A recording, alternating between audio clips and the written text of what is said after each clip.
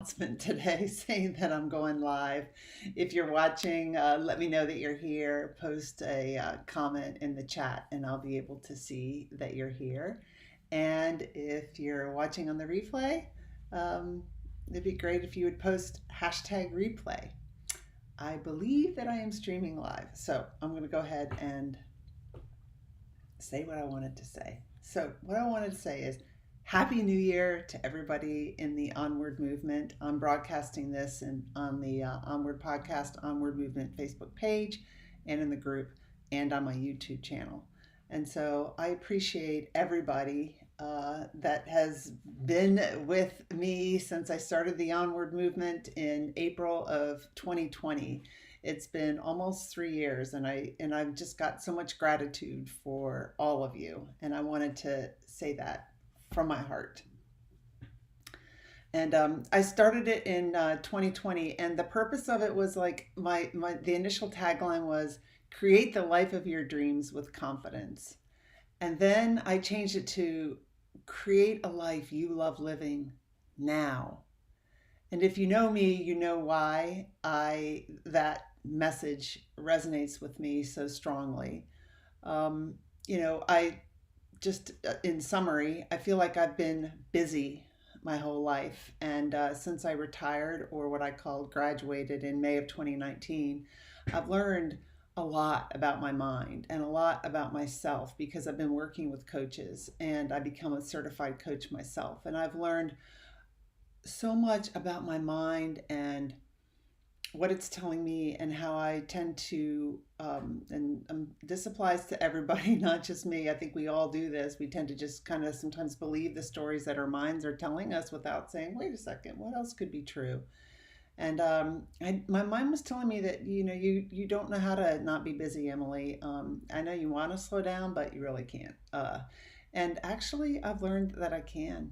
And I've learned that my mind isn't always right. And I've learned how to listen to my intuition. Also, when I retired, 3 weeks after I retired, you probably have heard that my children's father was diagnosed with cancer. And 2 weeks after that, he was paralyzed in both arms. And he passed away on December 11th, 2019. So he was alive 5 months after his diagnosis. And it was a miserable life. Paralyzed, in and out of sepsis, in and out of shock, in and out of the hospital, in and out of rehab. And he didn't say a lot, but I could tell what he was thinking. I could tell that he was reflecting on how he had lived his life. And that in turn made me reflect on, how am I living my life? How do I want to live my life? And a lot of my life I've been focused on the to-do list, checking things off the to-do list, feeling productive. That makes me feel good. And now I'm more focused on, like, what do I want to experience in life? What do I want to feel in 2023? What do I want to experience? Who do I want to be while I'm checking things off my to-do list? And every year, New Year, I make time to reflect. And I held an event in this group about a month ago, maybe before Christmas, where we were reflecting on our accomplishments and how we felt in 2022 and what we wanted to create in 2023 and how we want to feel and who we want to be. We went through part of what I work on with my clients. And I've been thinking about that a lot, and I look at what feels heavy, what's working, what's not working for me, and I'm reading some notes here. Um, like I said, I used to only focus on my checking off my to-do list, but my perspective has changed about how I want to live my life. And also, I think our perspective changes as we age. Next year, I'm going to be 60. And and I'm retired, right? I don't have to go, go, go, go, go all the time. Although I do love a lot of what I'm doing. I love the Onward movement. I love the Facebook group. I loved doing the podcast. But as I reflect on what I want to do and my knee, my knee has been hurt. I've also got arthritis in my hips, hurt hips. I want to really focus a lot more on my health. Um, so I've been thinking about what's next. What's next for me? What's next for the Onward movement? what's next for my business? Where do I want to take things? How do I want to, when I'm 90, look back in my life at this time now and think, you did what you really loved, Emily. You did what you really wanted to do. Um, and so this group, I started it right in when COVID hit in April of 2020. And I hope that it's helped you. It helped me a lot. And if you remember, if you were there from the beginning, we used to have coffee chats. We had get to know each other events. You know, we were all stuck at home. We did a lot of things over Zoom. I did some challenges. I coached a group through my test, coaching program when I was first starting. A group of you went through that, and we've done a lot together. We had coffee chats, like I said, and now COVID is, quote unquote, COVID is over, and my coaching business has really picked up. So I'm busier than ever, and I have new people that want to come on as clients.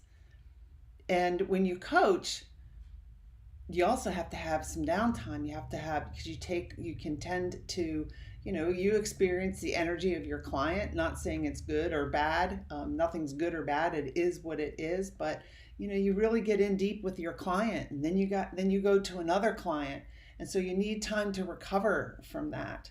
And the ways I recover is getting out in nature and going for a walk. And I don't want to have back to back to back to back sessions. That's not good for me, and it's not good for my clients. So I love coaching, and I want to create more space in my schedule for that so that I can meet the demand. And I also want to create, like I said, more time to recover from my knee injury and get in better shape. So gradually, when I first retired, I was doing a lot. Gradually, I've been letting things go. Like, I don't post for the Onward movement under Instagram anymore. I stopped the Onward podcast in November of 2022. I stopped doing that.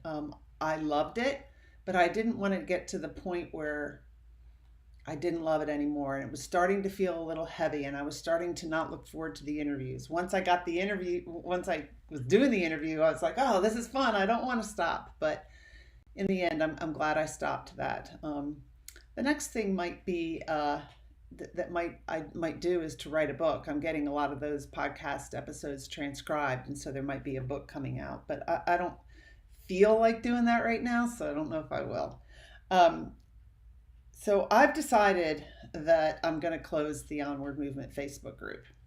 And I'm still dedicated to the Onward Movement. The Onward Movement isn't just a Facebook group. I have an email list, and I probably send out one email a month. I'll probably increase that to like one every 2 weeks or so, with a blog or an insight or highlighting a podcast that I've done in the past. Similar to the helpful posts that I do in the Onward Movement. I do them with the help of my virtual assistant, Habib. I create the posts, and he creates the graphics, and he posts them for me, and it takes time. And I enjoy doing it, but I'm going to narrow that down to putting them in the newsletter. So if you want to stay in touch, you're going to need to go to my website, emilyharmon.com. Let's see if I put it in the caption. Go to my website, emilyharmon.com. And on that website, you can learn about my coaching programs, but that's what it says there. But you can also subscribe to the newsletter. And if you start getting the newsletter and you're like, oh, I don't like this anymore, you can unsubscribe. I would also recommend following me on LinkedIn. I'm going to be more on LinkedIn, so that would be another place to connect with me. And you can also friend me on Facebook. So that's what I would recommend that you do. So the Onward Movement, the mission, creating a life you love living now, our manifesto, all of that is still there. And I'm going to put a poll in the Facebook group, because I'm going to close it out at the end of January. I have posts scheduled through the end of January, and that's when I'm going to close it out. And I'm going to put a poll in asking for other ways that I can support you besides the newsletter. Like, do you want to go on a retreat, or are there other things that I could do that could help you out? Because I really care about all of the onwarders. And the last thing I wanted to say is so take a look at that poll and then vote. And the other thing I wanted to say is, as I was going through Facebook, my Facebook account, and something I do every year is I unsubscribe to emails if I feel they're not serving me anymore. And I looked at all my Facebook groups. I'm like, oh my gosh, look at all these Facebook groups I'm in. I can't be in all these. I can't keep up. And so when I was looking at those groups, I noticed that a lot of them have closed. They're suspended or they've closed. I thought, oh, I'm not alone in closing the Facebook group. And I read some comments in some of the groups, and some of the comments were very supportive, but there were a lot of comments that were really nasty. And I don't think onwarders are going to leave a nasty comment, but I want to address it up front. The comments were nasty, basically saying that the reason the person is closing the group is because the person wasn't making any money off of the group and they don't really care about us, and because we weren't signing up for their coaching program or whatever it is, that's why they stopped the group. And that would probably be really hurtful to the group leader, because I know I do the group because I love doing it. It helps me. I love engaging with you guys. I love helping you guys. I love sharing what I've been going through as I've become a coach and learning. So I'm not closing it because I'm not making any money off the group and all I care about is making money. What I care about is helping my clients, my coaching clients, and being there for them. And I care about being there for me. And I'm looking at what I need, and that's not selfish, I've learned. And what I need is time to heal my knee, time to really be a good coach, time to get coached myself, and time to be there for my clients. And my clients are, I have personal coaching clients. I also coach for the University of Virginia's Darden Foundation. They have some government contracts, and I coach government employees through there. And then I'm also now I haven't really put it on in this group, but I'm the director of U.S. government accounts for Positive Intelligence, and that's federal, state, and local government accounts. So you can see I'm doing quite a bit, and I want to be doing less and being more, and I want to be making more time for some of the things that I really love. So that's why I'm doing this. And like I said, I've thoroughly enjoyed the group, and I'm grateful for every one of you. The last post will be at the end of January. I will post a poll. I'd love for you to sign up for the newsletter at my website, emilyharmon.com. And feel free to message me. Thank you for those that stopped in. I can't see, a lot of times it says Facebook user, so I can't see who it is, but hi Dot, and thank you for watching. Now you might see a post from me this week, but I'm not posting it. So it's my virtual assistant Habib. He's posting it because I'm headed to a retreat for a week for some R&R, just me at a spa, and I'm not turning on my computer or my cell phone. My saboteurs are like, my hyperachiever in my mind's like, are you friggin' crazy? That's going to be, how are you going to survive? What if somebody sends you a really important message? What if you miss something? What if you have to respond to something? What if something happens on the news? What if somebody in your family needs to reach you? What if? That's like the fear saboteur side of my brain. That's my hyperachiever. My restless is like, oh my gosh, when you get bored, you might want to just pick up your phone. And if it's not going to be there, what are you going to do? And my pleaser says, well, what if somebody, again, like some of the hyperachiever stuff, what if somebody really needs you? You're not going to be there for them. I'm going to be there for myself. And I encourage you all to do that. I still encourage everybody to create lives that you love living. Notice what you're noticing. It's one of what one of my coaches says. What am I noticing today? I'm noticing this feels heavy. I'm noticing I'm just making it up because I've cleaned up my condo. I'm noticing maybe my condo's messy and it makes my energy level feel heavy. I'm noticing I'm reading a book called Permission to Feel. A lot of us can't name our feelings and we shove them down, like by going to the refrigerator and getting something to eat or turning on Netflix or picking up our phone and scrolling. So I'm excited to learn what I learn next week with my cell phone off and my computer off, and I'll be sure to notice what I'm noticing and share that with you. And I encourage you to do that too from time to time. And if you have tips on how to put your phone down and not pick it up, um, and whatever else you want to share, the Onward Movement Facebook group is for you all to share too, not just me. So thank you for watching. I wish everybody a happy new year, and I appreciate you all. Bye.